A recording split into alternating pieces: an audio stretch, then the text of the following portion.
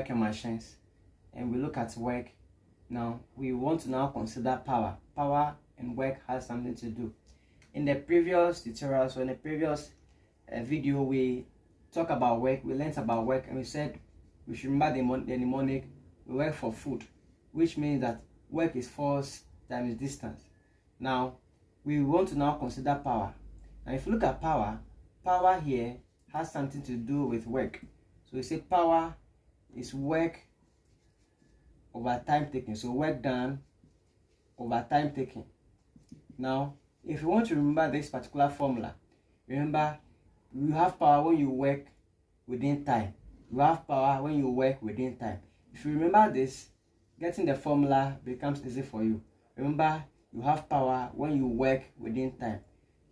You have power when you have a work done within a particular time.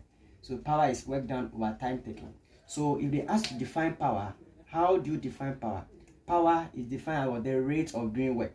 Or some can say power is the time rate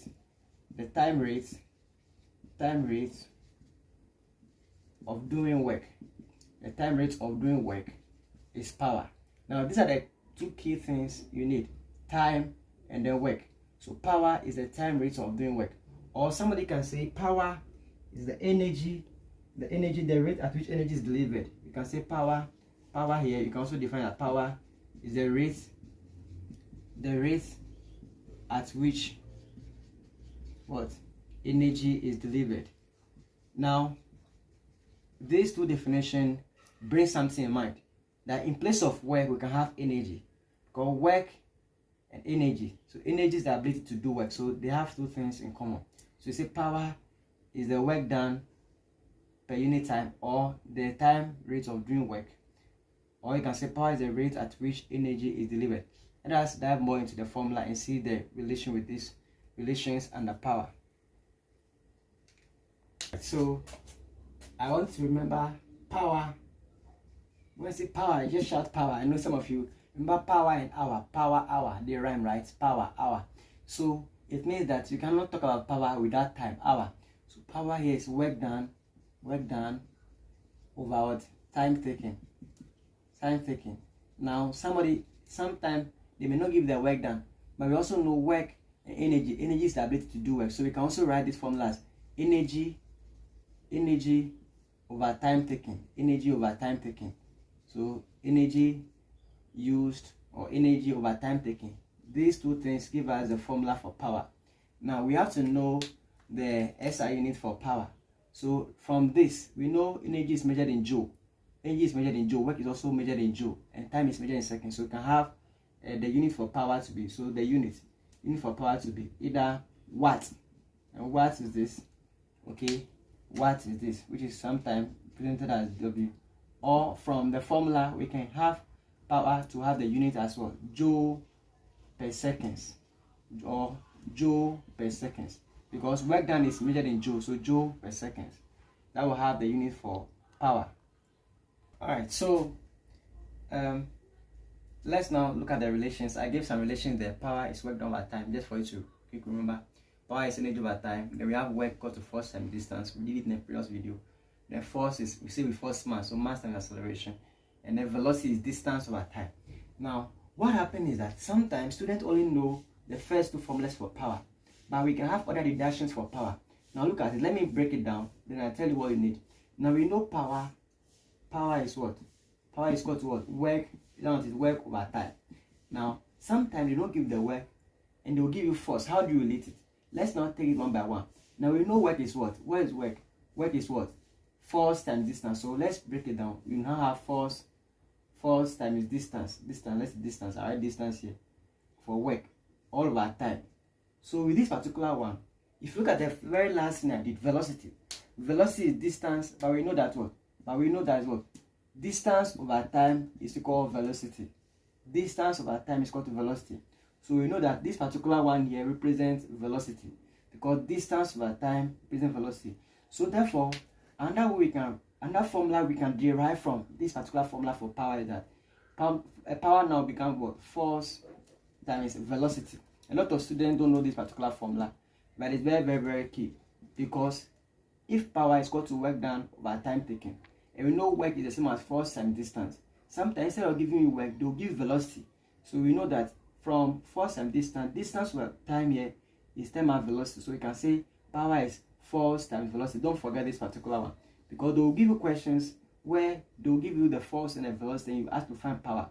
A lot of students will be like, oh, how can I find it? Since you have the velocity, force times velocity here will also give you power. Let's quickly look at some few examples under power.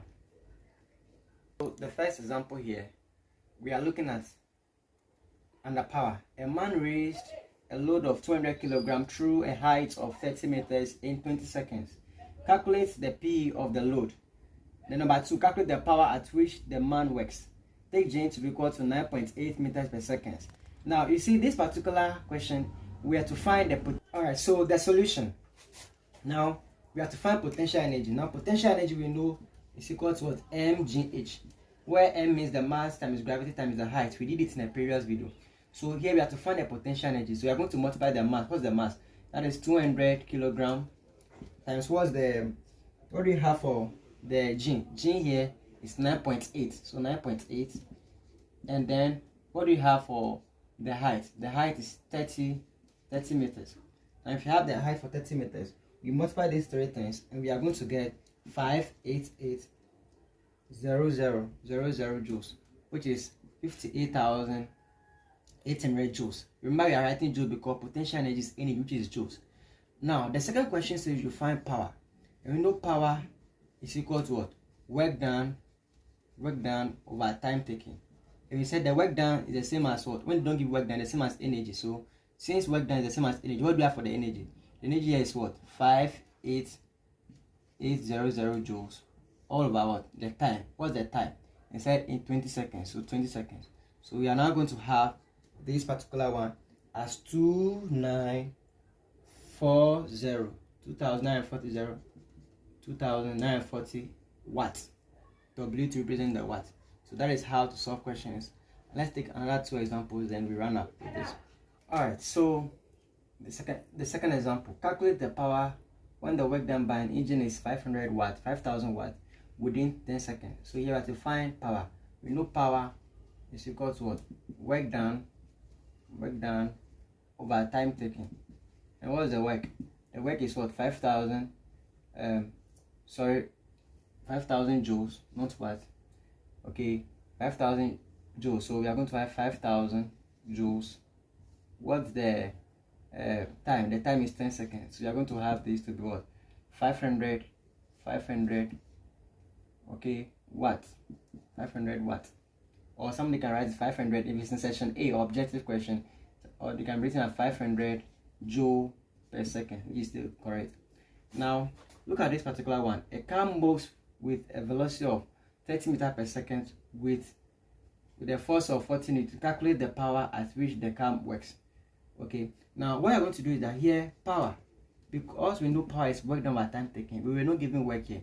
Or again velocity, you say power is the same as what? Force. So we say power is equal to a force times what? Velocity. Force times velocity. Now what's the force here? Force is 40 Newton. And what's the velocity? The velocity is what? 30 meters per second. So you are going to have the power to be 1,200, so 1,200 watts as your power. So this is how we solve question under power. Let's take an exercise on this particular discussion. Alright, so this exercise on this particular discussion. Question 1, you have to calculate the power transferred when a pump moves 50 kilograms of water through a vertical height of 8 meters in 5 seconds. Take acceleration to be 10 meters per second square. Here, don't forget, you know force is mass times acceleration, so use that one. This is the answer you have to get. Answer you have to get is 800 watts. For question 2, a machine does 212 joules. This is 212.0. 212 joules of work in 40 seconds. Calculate the power developed. The answer you expect to get is 5.3 watts. So you did quickly, and then if you're able to reach out to me, you send and I'll give you the response later on. Now, thank you for following up to this particular time. The next video we'll be looking at machines. Now we look at work and everything that has to do with work. Now in the next video we'll be looking at machines and look at the simple machines, look at efficiency and how to calculate for efficiency, look at mechanical advantage, and then we run up with this particular discussion. All right, thank you so much for following. Don't forget to subscribe. Let us build this together and let us keep on learning for a better future. Thank you so much.